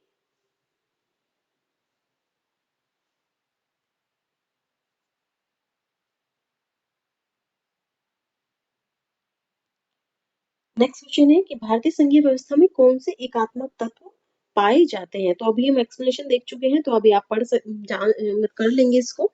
लिखित संविधान क्या है, तो ये लिखित संविधान एकात्मक तत्व नहीं है, ये किसका संघीय संघात्मक तत्व है। भारतीय संघीय व्यवस्था का संघात्मक तत्व है। कठोर संविधान भी भारतीय संघीय व्यवस्था का संघात्मक तत्व है। ठीक है, संविधान की सर्वोच्चता भी भारतीय संघीय व्यवस्था का संघात्मक तत्व है। ठीक है, कि संविधान की सर्वोच्चता है। राज्यपाल की नियुक्ति जो है ये एकात्मक तत्व है, ये ठीक है। शक्तियों का विकेंद्रीकरण जो है वो संघात्मक तत्व है, तो ये भी नहीं है, एकात्मक तत्व में नहीं आएगा। राज्य विधेयकों पर राष्ट्रपति की स्वीकृति, तो ये राज्य विधेयकों पर राष्ट्रपति की स्वीकृति जो है ये एकात्मक व्यवस्था है, क्योंकि ये केंद्र को अधिक शक्ति प्रदान करता है। ठीक है, केंद्र की को शक्ति प्रदान करता है, तो ये सही है। संवैधानिक संकट यानी कि राष्ट्रपति शासन अनुच्छेद 356 के तहत, तो ये भी केंद्र को अधिक शक्ति प्रदान करता है और ये एकात्मक व्यवस्था है। तो इसमें आएगा कौन कौन से एकात्मक व्यवस्था के कौन कौन से ऑप्शन है, तो ये ऑप्शन 4, ऑप्शन 6 और ऑप्शन 7। आगे देखते हैं और भी दिया हुआ है क्या। 4 है, 6 है और 7 है, और एक सर्वोच्च न्यायालय। एक सर्वोच्च न्यायालय जो है ये बेसिकली सर्वोच्च न्यायालय एकात्मक व्यवस्था का है, क्योंकि न्यायपालिका की स्वतंत्र व्यवस्था है। ठीक है, स्वतंत्र न्यायपालिका ये संघात्मक व्यवस्था का अंग है, लेकिन एक सर्वोच्च न्यायालय और ये भी, और आगे अन्य राज्यों में उच्च न्यायालय ये भी संघात्मक व्यवस्था का उल्लेख करते हैं। तो इसलिए किसमें केवल आएगा 4, 6 और 7। 4, 6, 7 किसी में दिया हुआ है, देख लेते हैं। ऑप्शन 1, 2, 7 ये तो नहीं है, 2, 5, 8 ये भी नहीं है,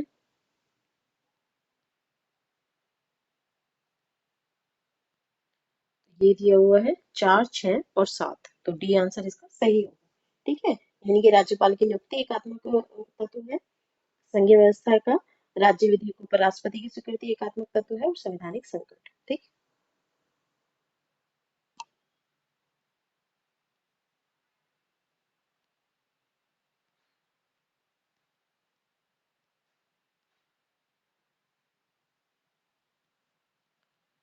नेक्स्ट भी उसी तरह का है कि निम्नलिखित में से कौन भारतीय संघीय व्यवस्था में एकात्मक तत्व है। तो शक्तियों का विकेंद्रीकरण संघात्मक तत्व है, राज्यपालों की नियुक्ति एकात्मक तत्व है।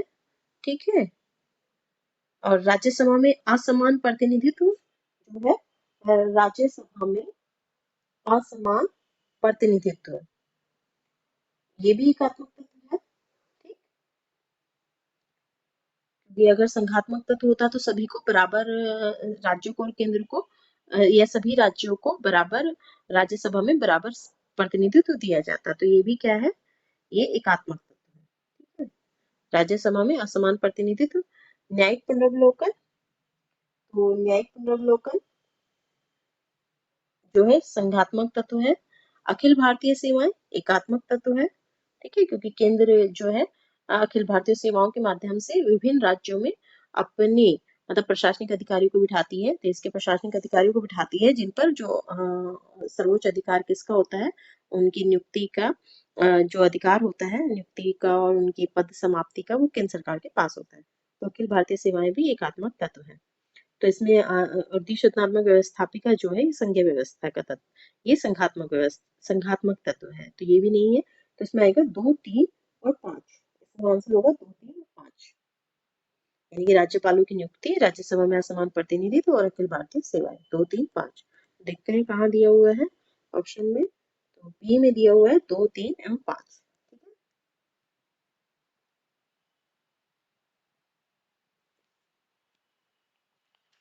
Next question.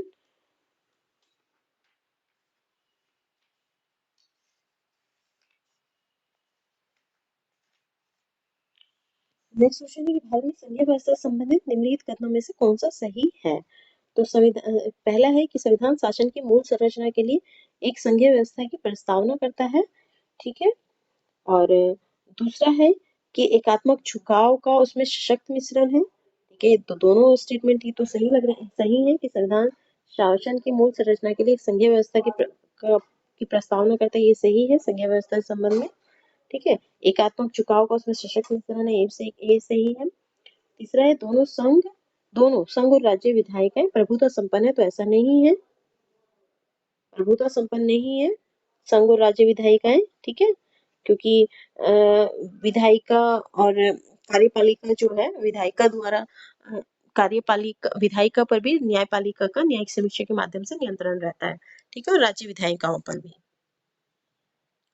ये प्रभुत्व संपन्न नहीं है, गलत है। चौथा है कि विधायिका वित्तीय और न्यायिक शक्तियां संघ और इसकी इकाइयों के मध्य विभाजित कर दी गई हैं। विधायिकीय वित्तीय और न्यायिक शक्तियां संघ और इसकी इकाइयों के मध्य, तो देखिए विधायिकीय शक्ति तो विभाजित की गई है, वित्तीय शक्ति विभाजित की गई है, प्रशासनिक शक्ति विभाजित की गई है, न्यायिक शक्तियां नहीं की गई है, ठीक है। सर्वोच्च न्यायपालिका है हमारे यहाँ, और सर्वोच्च न्यायपालिका और न्याय की सर्वोच्च व्यवस्था है, स्वतंत्र व्यवस्था है, सर्वोच्च और स्वतंत्र न्यायपालिका है और स्वतंत्र न्याय की व्यवस्था है हमारे यहाँ, तो ठीक है। न्यायिक शक्तियां संघ और उसकी इकाइयों के मध्य विभाजित नहीं की गई है, ठीक। तो ये नहीं है, तो इसमें केवल आएगा 1 और 2, ये आंसर होगा इसका 1 और 2।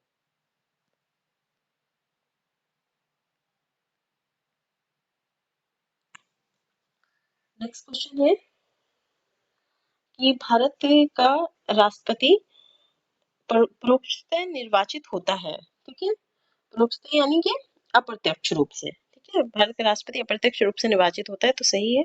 भारत में संसदीय प्रणाली को गणतंत्रवाद के साथ जोड़ा गया है, तो ये दोनों सही है और व्याख्या भी करता है, ठीक है। तो इसका आंसर होगा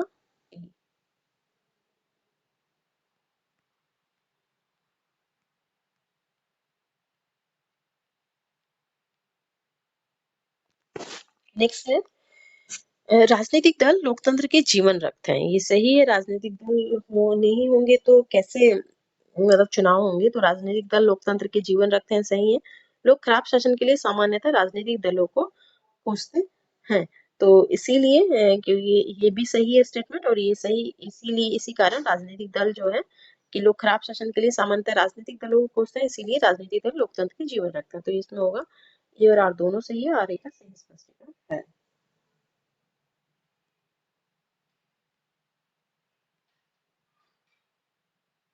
नेक्स्ट क्वेश्चन, भारत में दल विहीन प्रजातंत्र किसने प्रस्तावित किया था? तो ये दो थे, महात्मा गांधी और जयप्रकाश नारायण।